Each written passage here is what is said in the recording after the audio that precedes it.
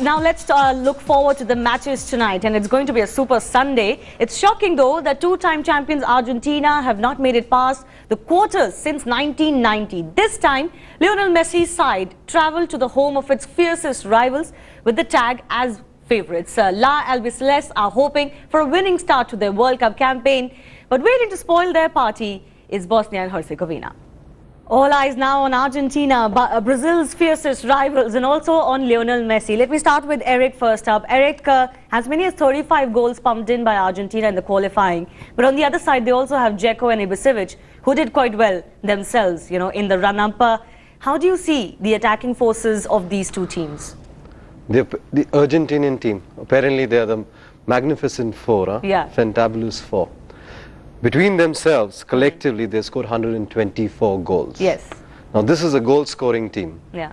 Goal-scoring machine, if we can call them Yeah, that. a machine actually, yeah. So what would be more interesting to see is when Bosnia plays Miralem Pjanic, who's a dead ball expert. Now, this boy is now playing in Roma. Let me go across to Brazil now. Mihir Bose, noted sports journalist, is joining us from Brazil. He's been there from the start of the World Cup, keeping an close ear to the ground. Mihir, tell us a little bit about the build-up for Argentina in Brazil.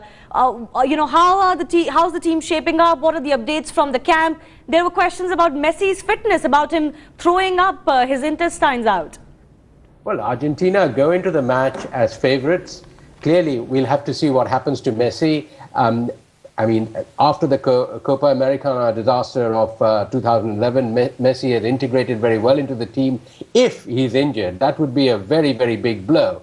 But I suspect there's a certain amount of, pre-match, what you might call opinion manipulation, trying to disorganize the opposition. They're playing Bosnia-Herzegovina, who have never come to this stage before, for whom actually getting to Brazil is like winning the World Cup. And I suspect the Argentinians are playing what they call a bit of mind games about Messi. For Argentina, come out of the shadows of Diego Maradona and actually become an all-time great for the world. Mihir, is this World Cup for Argentina all about Messi? Or are fans really looking at everyone in totality? Or is it just Messi that has to shoulder the responsibilities for them? Oh, a lot will depend on him. What has been the problem with Argentina? Di Maria, as you say, is a good player. What has been the problem with Argentina is that Messi, until the last year or so... Right. Ashley, as a coach, what would you say to Lionel Messi at the start of the World Cup campaign for Argentina? I think he's got to try and get back to how he does at Barcelona, play free, try and put himself under no pressure and just go out there and express himself. He's got good players around him with Higuain and Aguero that will try and feed him. Di Maria as well will try and supply him with good ball. But if he can just take the shackles off, if you like, go and play free and express himself on the world stage, and I'm sure we'll see the best of him. But football's never goes to plan, and there's a lot of pressure on his shoulders, but I'm sure he's going to come through and show that big player that he is and everyone wants him to be. Yes, Kevin, I'd like to take a comment on Argentina from you before we let you go. Just how's the world looking at Argentina? How are the experts in England looking at Argentina? What chances are we giving them in this World Cup? The experts here are split between Brazil and Argentina to win, with people like Gary Lineker picking Argentina because of Messi. He's saying this is Messi's time to shine. So I think the consensus is it's between Brazil and Argentina, and a feeling that Argentina will win, but as long as Messi shines. Yes, I think you've summed it up quite wonderfully, Kevin. It's really all about Messi. No matter how much we talk about the others, it's his time to shine, and Argentina will hope he takes it. Kevin, thanks a lot for joining us. Before we slip into a break, let me take a final comment from Boria as well. Boria, your take on this match. Can we see some surprise in this one? Can we see the spark? Saurav, you wanted to say something? Yeah, I just want to tell Boria that Maradona was a magician, and I don't think let's not compare him with Messi at all. Messi has got a long way to get to Maradona, and I'm a big Diego Maradona fan. But before we go to the break shortly, Shivani, I think it's not just going to be Messi. I very rightly agree with Kevin where he said that he should get into the mindset of Barcelona, because there are other players around him. Sergio, then there is Di Maria, who's had a great season with Real Madrid, and it's the mindset of Messi which is going to make the difference for him in this tournament. But don't compare anybody with Diego Maradona, because that man is a magician. You know, when Boria was saying that, there was this question in my mind that even if Messi wins this World Cup for Argentina, will really he equal Diego Maradona's? For Saurav Ganguly, clearly not, because Diego Maradona was a class apart, and I'm sure a lot of us feel like that. Of course he will.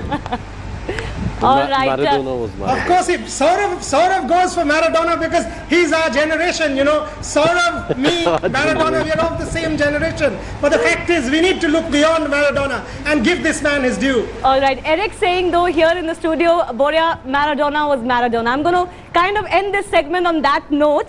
Let's remind our viewers about the contest that we're running here on Carnival 2014 Brazil. Here's another look at question number 5 for week number 1. The day West Indies won their first test match in England was the same as another famous loss for England in World Cup football. This famous loss came against which team? To send your answers, SMS HLT CB space correct answer to 52424. 3 lucky winners will get selected Adidas merchandise.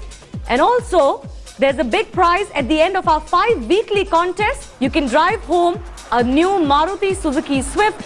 The swiftest participant with maximum correct answers in all 5 weekly contests takes home the brand new car. As we take a break, take a look at just how Argentina and Brazil have split Kolkata as well. We leave you with this special story. We'll be back in just 2 minutes. India is no different. Our team may not be a part of the spectacle, but the fans don't seem to care.